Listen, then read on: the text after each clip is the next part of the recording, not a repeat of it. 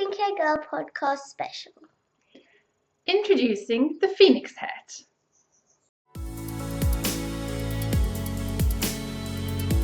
Hello and welcome to the Pink Hair Girl podcast. My name is Sally Jane and this is my daughter Rachel. Hello. We're coming to you from Cape Town, South Africa.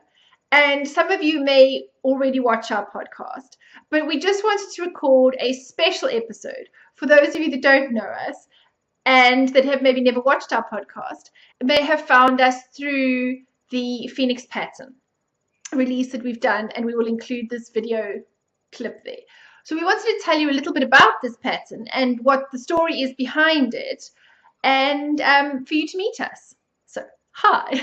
Hi. Rachel last year was involved in a youth ambassadors course, which teaches children of her age and older about being a social entrepreneur, being involved in communities, raising money for community initiatives, and just to generally be a leader. But it's not just a kind of a business leader making money. It's about being a leader in your community, about being somebody that is... You can be a leader from the front, the back, the middle, the side. Yeah. You don't have to be the person in front, but you can be leading through your example. You can be leading in all sorts of different ways. So it teaches them public speaking. It teaches them, one of the things they teach them is just how to handshake properly, and look somebody in the eyes and greet them and these sort of things. Yeah. Right. So it's the campaign, the ambassadors course is run by something called the Kaylee campaign, which was started by a mom and her daughter. Her daughter has cerebral palsy, and it was all about raising money and awareness and things for ability, to make sure these children could join in and be able to do as much as the slogan is hope in motion. They provide a lot of wheelchairs. They've done wheelchair ballroom dancing, and Kaylee at the moment is climbing Mount Kilimanjaro for her 21st birthday. Yeah. And so part of the ambassadors campaign is to encourage each of the children that goes there to pick a project in their community and help out with that. So what did we decide to do? The burns unit at the Red Cross Children's Hospital. Yeah. The Red Cross Children's Hospital is obviously children only dedicated hospital here in Cape Town. It at one point the government actually wanted to close the hospital because there wasn't enough funding to have a pediatric only hospital. And this is where the hospital fund or hospital trust came in, and they decided to raise the money to keep the hospital open. And it's called the Red Cross Memorial Hospital because after the war, the soldiers that came back wanted to do something. And instead of just putting up a statue, they decided that they had gone to war because they wanted to protect their children, to make a better future for their children. And that if every soldier that came back donated 1 month's pay towards building the hospital, they could build a pediatric hospital, which would be like a legacy to their involvement in the war. And so that was how the Red Cross Children's Hospital started. So I contacted the hospital trust and asked them how we could get involved with the burns unit. So I am a nurse, was a nurse a long time ago. And I was born. Before you were born, yeah. 10 years. 10 years ago. 11 years now almost, hey. And I remember when I was a student in Johannesburg working in the burns unit with the children there and thinking that was somewhere that we could maybe help. I know that a lot of focus often goes on children with cancer and all sorts of things, whereas burns is not really that glamorous. It often doesn't get all that much attention, yet it is something that happens quite a lot here in South Africa. So we contacted the hospital trust, and they arranged for me to meet the doctor at the Red Cross Children's Hospital burns unit, who is an amazing woman. She does not just do her job. She goes so much beyond that, in that she set up an organization, a whole organization for funding extra things that they need to make the unit run better and to improve the lives of these children that come there. They encourage kangaroo care for the mothers to stay with the children when they've been burnt. And a lot of the demographic of children, although burns happens across all socioeconomic conditions, there is a disproportionately high number of children in poorer areas that are affected by burns. Most happen under the age of 5. Yeah, a lot of burns happen under the age of 5. And there are often open fires. If there's no electricity, it's open fires. There's paraffin stoves. There's all of these sort of things. And also, a lot of these children are living in very informal housing areas. I suppose what you would call like a sort of shanty town almost. And so the houses are very close together. They're made of very flammable materials, often bits of wood or metal or stuff that's kind of been put together. And even recently in the news now, because it's South African winter, or the end of South African winter at the moment, we were hearing about how many deaths have happened through shack fires this winter. There was one instance where it ripped through sort of 7 houses because they're so close together. So people that land up in the unit there with their children have often lost everything. You know, their entire little house has been burnt down. And I went to see the doctor and asked, I always feel that when you're going to go and help somebody, don't say, here is what I think you need. It is much better to go and ask, what do you need? So what we found out is that they like to have little Sweetie cups. Sweetie cups. And what do they use those for?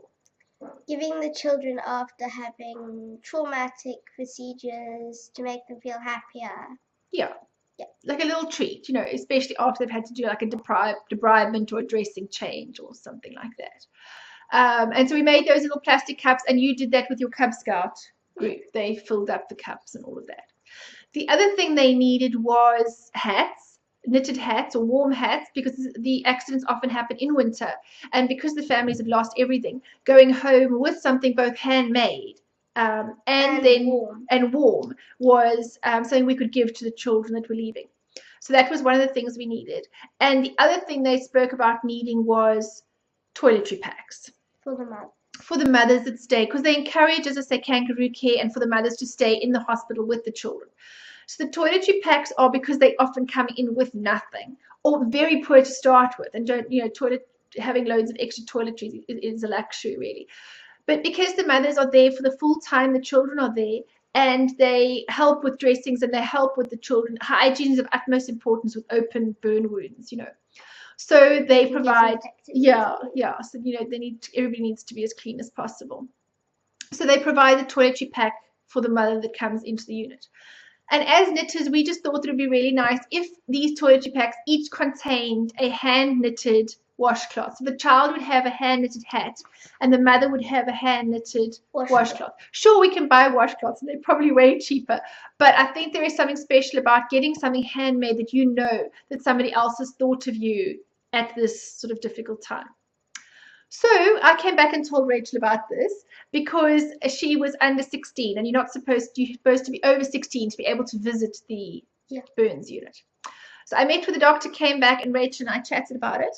And we asked on our podcast and on social media and in my blog for contributions towards the knitted face cloths, the knitted hats, and then any monetary contributions towards buying all the toiletry stuff that we needed. And we were just blown away with how generous people were. It was amazing. People sent so much. So much stuff. I mean, the hats and washcloths poured in from around the world. I mean, just from Australia, from America, from Europe, from England, from South Africa, everywhere. I mean, it was amazing. It was incredible. And people were exceptionally generous with their money. And we were able to make 118 wash packs. Yeah, we were able to make the wash. So the toiletry pack contains a deodorant, a toothbrush and toothpaste, Vaseline, soap, comb, and then the knitted wash. So that one's a purple one. Yeah, so you can see we've got purple one, green one. Different packs here.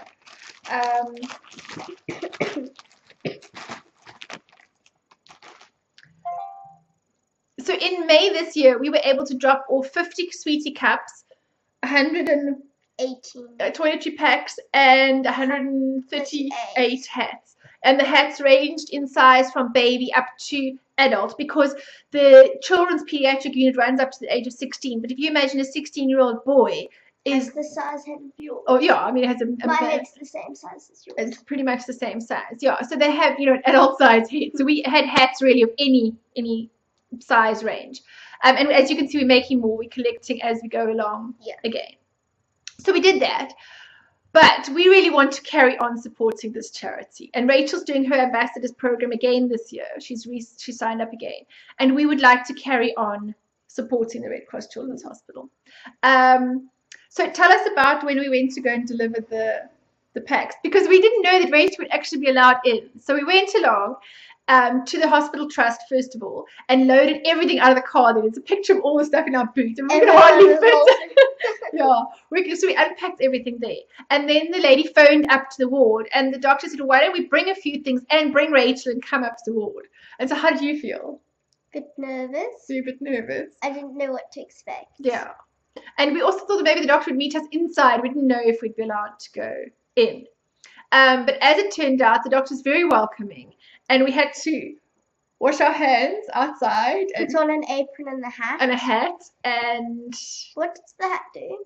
Just keeps hair from falling out on anything. So we had an apron and we washed our hands. We put on a hat and we trundled into the unit. I mean, the doctor is so incredible that when we got there, she was helping mop the floors to get us ready for Rachel's arrival. I mean, which doctor helps mop the floors? You know, she's just so invested in these children. And so what did you think? I thought she was kind. She was really amazing, wasn't she? Yeah. And they actually allowed us to go around and hand out hats to all the children that were there and toiletry packs to all the moms were there at that stage. Yeah. There was one girl that her mom wasn't there. Yeah. I think her mom was, they come and go. But for the majority, I mean, the moms were there with the children the entire time. And so grateful, so very grateful for the things we'd made. And the moms of the smaller babies came to choose the hats, and some of the older children chose their own. Some of them were stuck in bed. Yeah, some were sort of in bed.